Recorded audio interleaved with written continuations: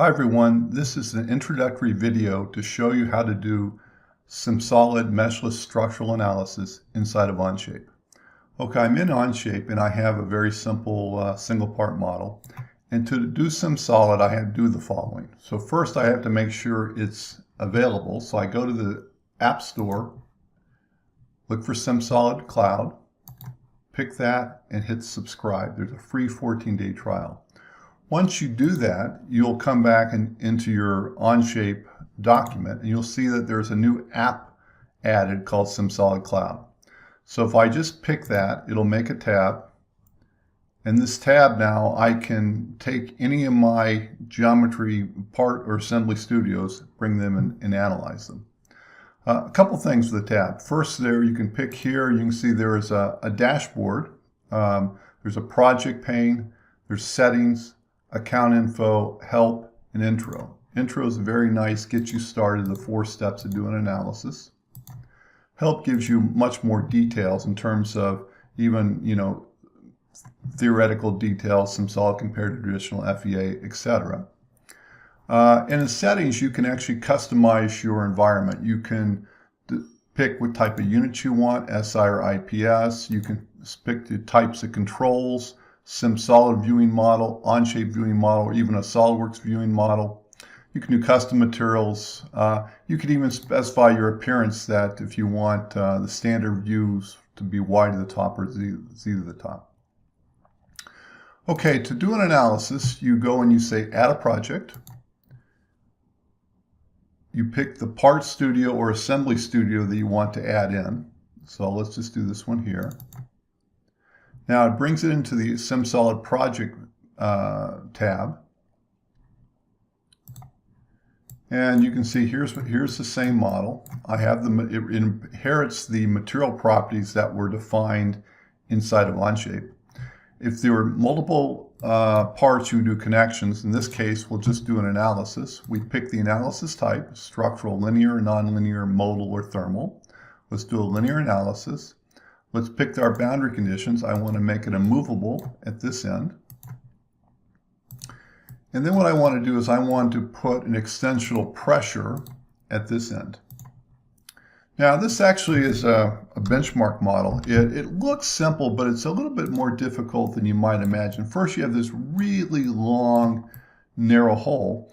And the idea is, can we capture the real rapidly changing stress gradient in that hole? Despite the fact that we're not creating a mesh. So let's try it. So we don't do a mesh, so all we need to do is solve. And now the following is going to happen.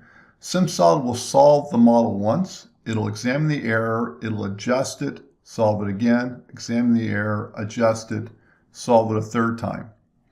And because of that adaptive nature of the solver, in spite of the fact I didn't have a mesh, in spite of the fact I didn't do any, local grading of the solution around the hole, I still get a very good, let's look at maybe the major principal stress. I get a good representation of the stress down that very long hole. Now, you can do the same thing in finite elements, but you're going to have to make sure you get the mesh density right to capture that stress detail in the right way. Let's solve it a second time now. So that's one time. Now, if I want to solve a second model, I can just go back in and open it up. But since I have this model saved, I may want to do what we call a design study. Design study is use the same set of boundary conditions, but on a different geometry. So let's see how to do that. I pick New Design Study right here. I pick the geometry I want. So in this case, I want this second set of geometry. And as this comes in, you'll see a couple things. Number one, it'll bring in the geometry. Number two, if there is any connections, it'll apply them automatically. And number three, all the analysis definitions, it applies those. So all this constraint there and load here, it's all set and ready to go, on this new geometry. So it makes it very easy to run, what ifs, design iteration 1 versus design iteration 2. So let's solve this second model. And again, it's solving it adaptively.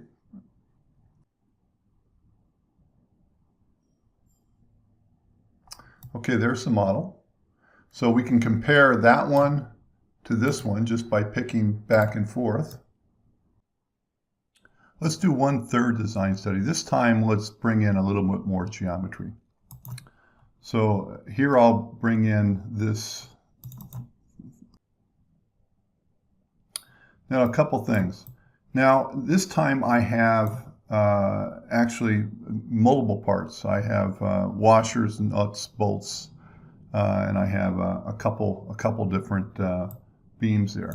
So in this case, I have to first create connections. I can do that automatically. Let's just make it 1 millimeter tolerance on both gap and penetration and find all the connections in the model. Now you can see we have those connections there.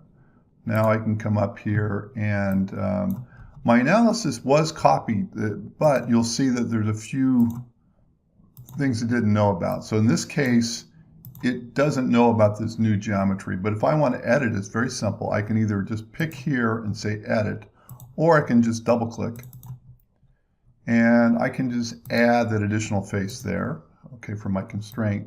And let's do the same thing on the load in the back. Double click, add this additional face there. Okay, so now we can run that model.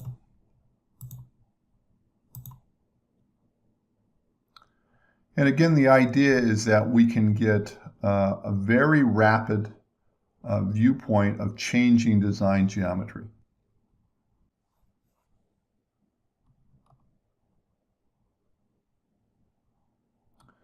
Okay, so there is the results on the assembly. So assembly, part 2, part 1, all done in conjunction with Onshape, all done meshless. Thanks for watching.